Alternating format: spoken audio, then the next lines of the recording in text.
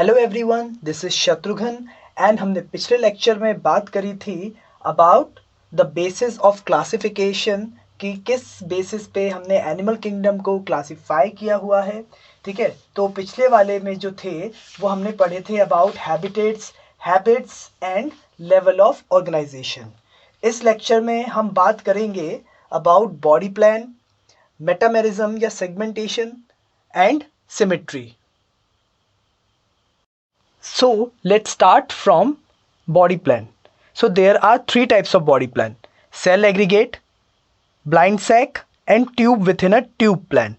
Alright, so cell aggregate body plan से start करते हैं हम कि इसमें बहुत सारे cells they come together or the cluster of cells come together to form a body और इसमें टिश्यूज़ या ऑर्गन्स का फॉर्मेशन नहीं होता। एग्जाम्पल स्पंजेस, यानी कि ये पॉरीफेरा का एक बहुत ही स्पेसिफिक या पर्टिकुलर फीचर है cell aggregate body plan. Alright, next is blind sac body plan. और इस बॉडी प्लान में ऑर्गेनिज्म में सिर्फ सिंगल ओपनिंग प्रेजेंट होता है for ingestion and as well as for egestion, and this type of body plan has incomplete digestion. Example है Coelenterata and Platyhelminthes. Alright, next is tube within a tube plan. इस plan में body has two tubes, एक जो body wall form करती है और दूसरा जो डाइजेस्टिव ट्रैक्ट प्रेजेंट होता है उस बॉडी वॉल के अंदर। Alright, and it has two openings, mouth for ingestion and anus for egestion. And examples are Aschelminthes onwards. मतलब क्या हुआ, एस्चल मिन्स के बाद जितने भी फाइलम होंगे सब में tube within a tube plan होगा। नेक्स्ट जो हमें समझना है वो है ये दो टर्म्स, प्रोटोस्टोम्स एंड ड्यूटेरोस्टोम्स। और ये समझने के लिए हमें थोड़ा सा एम्ब्रियोनिक डेवलपमेंट देखना पड़ेगा। ठीक है, तो फर्टिलाइजेशन के बाद जाइगोट फॉर्म होता है, जाइगोट के बाद क्लीवेज होता है, मतलब डिवीजन ऑफ सेल्स हुआ और बन गया मोरूला, और इसमें 16 to 32 सेल्स प्रेजेंट होते हैं। फिर मोरूला का होगा ब्लास्टुलेशन, जिससे कि बनेगा ब्लास्टोसिस्ट। ऑलराइट, और ब्लास्टोसिस्ट में कुछ क्लस्टर्स ऑफ सेल्स एक साइड में जमा हो जाते हैं जिसे अपन कहते हैं एम्ब्रियोनल नॉब, और एक जगह पे कैविटी क्रिएट हो जाती है जिसे कहते हैं ब्लास्टोसील। आगे होता है इसका गैस्ट्रुलेशन, ठीक है, जिससे कि गैस्ट्रुला बनेगा, और गैस्ट्रुलेशन बनने के दौरान इस एम्ब्रियोनल नॉब में एक इनवेजिनेशन या डिप्रेशन देखने को मिलता है जो बहुत ही ज़्यादा डीप होता चले जाता है, और ये एम्ब्रियोनल नॉब के जो भी सेल्स हैं वो खुद को पुश करके ब्लास्टोसील का एरिया जो कैविटी था उसको कवर कर लेते हैं, और ये बन जाता है हमारा गैस्ट्रुला। ठीक है, बाहर का जो वॉल होता है उसे कहते हैं एक्टोडर्म जर्म लेयर, और इनर का जो एरिया होता है सेल्स होता है उसे कहते हैं एंडोडर्म जर्म लेयर, एंड ये जो मिडिल रीजन है इसे कहते हैं मीसोडर्म जर्म लेयर।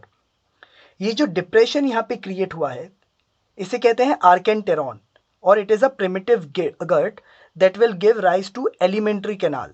ठीक है, और ये जो डिप्रेशन जो स्टार्ट हो रहा है यहाँ पे a pore like structure, this is known as blastopore. So इस ब्लास्टोपोर के बेसिस पे ही हम प्रोटोस्टोम्स और ड्यूटेरोस्टोम्स को एक्सप्लेन करते हैं।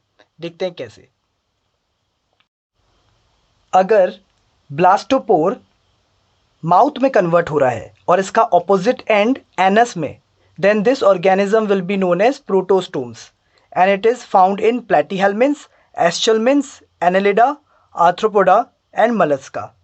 और अगर यही ब्लास्टोपोर एनस में डेवलप हो रहा है और इसका ऑपोजिट एंड माउथ में, then it is known as deuterostomes. Examples are Echinodermata, Hemichordata and Chordata. After body plan, we will see segmentation, and it is the presence of repeated units of segments of similar or modified structures. Alright, so the segmentation are of two types: pseudometamerism and metameric segmentation. Pseudometamerism is also known as false segmentation, and metameric segmentation is also known as true segmentation. ठीक है, सो स्यूडोमेटामेरिज्म में क्या होता है कि जो भी new segment add up होगा या अराइज होगा वो एंटीरियर एंड से होगा। ठीक है, और segments of body are not associated physiologically. Not associated physiologically मतलब कि अगर मान के चलिए ये टेप वर्म है, ये टेप वर्म का सेगमेंट है, अगर ये सेगमेंट एक सेपरेट हो गया तो इसको कुछ हानि नहीं होगा, क्योंकि ये segments they are not associated physiologically. ठीक है. नेक्स्ट इज मेटामेरिक सेगमेंटेशन, और इसमें न्यू सेगमेंट्स अराइज होंगे posterior end of the body से, and the segments of the body are associated physiologically. मतलब कि अगर एक भी सेगमेंट अगर ऑर्गेनिज्म की बॉडी से हटता है या डैमेज होता है तो वो ऑर्गेनिज्म पे अफेक्ट डालेगा, पर ऐसा स्यूडोमेटामेरिज्म में नहीं होता. Segments of body are not associated physiologically in pseudometamerism, but in metameric segmentation segments of body are associated physiologically. All right. Or in annelids both external and internal metamers are found. In arthropods mostly external segmentation is found, and in men internal segmentations are found. Example vertebrae, body muscles, some blood vessels and nerves. After segmentation हम बात करते हैं symmetry की. So symmetry is the geometrical positioning of different organs and structures in the body. ठीक है. अब अगर हम ऑर्गेनिज्म को उसके सेंट्रल एक्सिस से काटते हैं तो हमें उसके दो इक्वल हाफ्स मिलने चाहिए, या left and right equal halves मिलने चाहिए, राइट. तो वो कहेंगे उसको कि ये बॉडी सिमेट्रिकल इन नेचर है.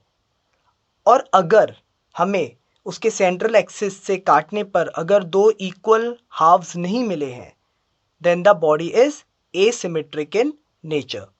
राइट. सो एसिमेट्री में क्या होता है? When the body is not divisible into equal halves by any plane. कोई भी प्लेन से आप काट लीजिए पर आपको इक्वल हाफ्स नहीं मिलेंगे. Examples are gastropods that are snails and herdmania of Urochordata. इसके बारे में हम आगे पढ़ेंगे. अगर बॉडी को अगर हम उसके सेंट्रल एक्सिस से कट कर रहे हैं then the body is symmetric in nature, right. तो अब आगे हमें कौन सी सिमेट्रीज देखने को मिलेंगी वो देखते हैं. So the first one is spherical symmetry, and in this any plane passing through the center divides the body into equal halves. Example volvox. Volvox is a protozoa. ठीक है. और ये कैसा होता है? पूरा एक बॉल लाइक स्पेरिकल स्ट्रक्चर होता है. उसको आप कोई भी प्लेन में काटो but passing through the centre और the central axis you will get two equal halves. ऐसे करके इस स्पेरिकल सिमेट्री में उस ऑर्गेनिज्म के इनफाइनाइट प्लेन्स होंगे.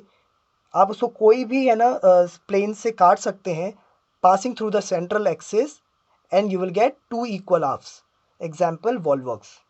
Next is radial symmetry, and in this body of the individual can be divided into two halves by any plane passing through the centre from top to bottom.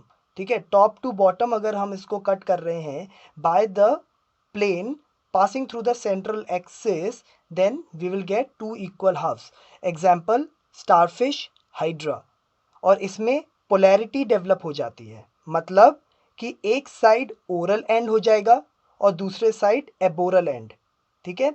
अब oral and में क्या होगा? Mouth होगा. और aboral end क्या हो जाएगा?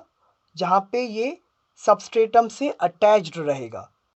Next is biradial symmetry, and in this only two planes passing through the axis can be cut into two equal halves. ये जो आप देख रहे हैं ये कॉम जेली का स्ट्रक्चर है, टीनोफोरा का स्ट्रक्चर है. ठीक है. ऊपर से तो ये स्पेरिकल इन स्ट्रक्चर होता है और अंदर हमें इसका गैस्ट्रोवेस्कुलर कैविटी देखने को मिलता है और टू एनस पॉइंट्स होते हैं इसके. ठीक है. इसको या तो फिर हम वर्टिकली इस तरीके से कट कर सकते हैं तो हमें लेफ्ट एंड राइट मैनर में मिल जाएगा, और या तो हम इसको ये लेटिट्यूडनली प्लेन के थ्रू काट सकते हैं जिससे कि एक पोर्शन हमें आगे की तरफ मिलेगा और एक पोर्शन हमें पीछे की तरफ मिलेगा. बायरेडियल सिमेट्री का एक और एग्जांपल है, that is sea anemone. Last symmetry is bilateral symmetry. And in this, the body can be divided into two equal left and right halves when it is cut by a median longitudinal plane. Alright, and in this surfaces appear. Those are dorsal, ventral and lateral surface, and it is found in phylum Platyhelminths onwards.